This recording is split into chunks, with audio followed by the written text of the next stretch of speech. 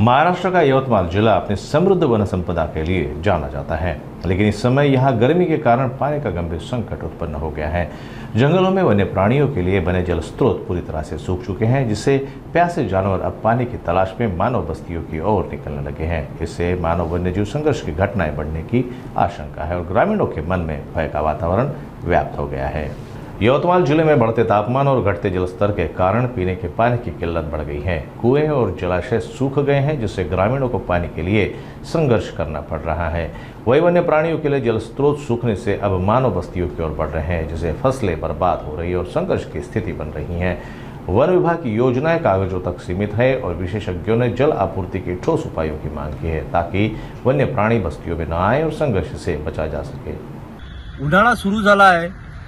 उन्हाळ्यात हा उन्हाळा पूर्ण लाही करणारा उन्हाळा आहे। यातच वन्य प्राण्यासाठी जिथे जिथे वन विभागाने पाणवटे तयार केले होते त्या पाणवट्यात कुठेही पाणी मिळत नाही आहे। त्यामुळे वन्यजीव हे गावाकडे शहराकडे वळत असल्यामुळे भीतीचे वातावरण निर्माण होत आहे। मला तुमच्या माध्यमातून वन विभागाला हे सांगू इच्छितो की जिथे पाणवटे आहे त्या पाणवट्यात पाणीही ठेवा।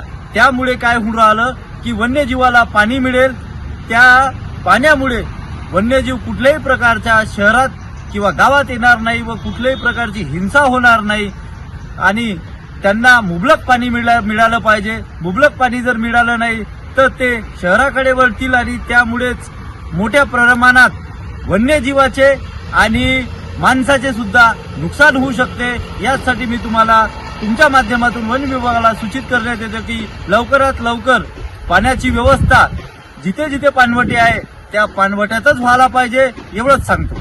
मानव निर्मित समस्येमुळे वन्यजीवांचा व शेतकरी व नागरी वस्तीमध्ये राहणाऱ्या नागरिकांचा मोठा संघर्ष वाढलेला आहे। जी पाणवटे आज वन विभागाच्या माध्यमातून लावल्या गेलेली आहे त्यामध्ये पाण्याअभावी वन्यजीवांना आपली तहान भागवण्यासाठी त्यांना भटकंती करावी लागत आहे। ज्या ठिकाणी पाणवटे आहेत तिथे वन्यजीव पाण्यासाठी येत नाही आणि जिथे पाण्याची गरज आहे अशा जागी हे पाणवटे नसल्या कारणाने वन्यजीवाची मोठी परवड झालेली आहे। वन विभागाच्या या पाणवट्यांची योजना केवळ कागदोपत्रीच आहे, यामध्ये प्रचंड अनियमितता आहे।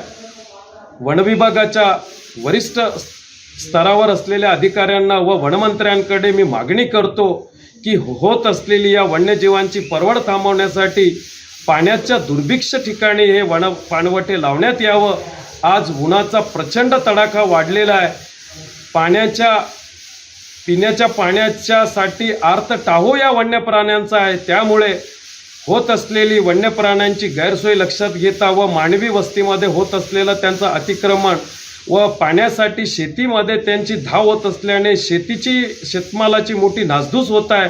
हा संघर्ष टाळण्यासाठी पाणवट्यामध्ये पाणी टाकून या वन्यजीवांची ताण भागवावी अशी मागणी मी एक पर्यावरणवादी व शेतकरी म्हणून राज्य शासनाकडे मागणी करतो। वन्य प्राण्यांसाठी जंगलात जर पाणवटे व्यवस्थित असले तर त्यांना गावाकडे येण्याचं कारण राहत नाही।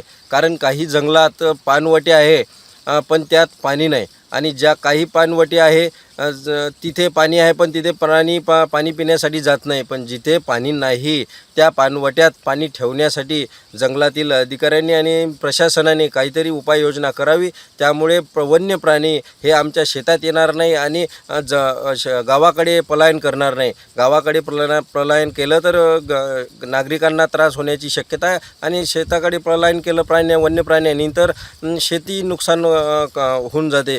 त्यामुळे प्रशासन आणि जंगल वन खात्याने पाणवट्यात पाणी कसे राहील आणि जिथे वन्य प्राणी पाणी पिण्यासाठी येते त्या पाणवट्यात पाणी कसे राहील याची जबाबदारी घ्यावी किंवा तिथे नियोजन करावे तसे। त्यामुळे वन्य प्राण्यांना पाणी पिण्याची सुविधा होईल आणि वन्य प्राणी गावाकडे पलायन करणार नाही आणि शेतात येऊन शेतीचं नुकसान करणार नाही। मी एक शेतकरी म्हणून अशी विनंती प्रशासनाला आणि वन खात्याला करत आहे।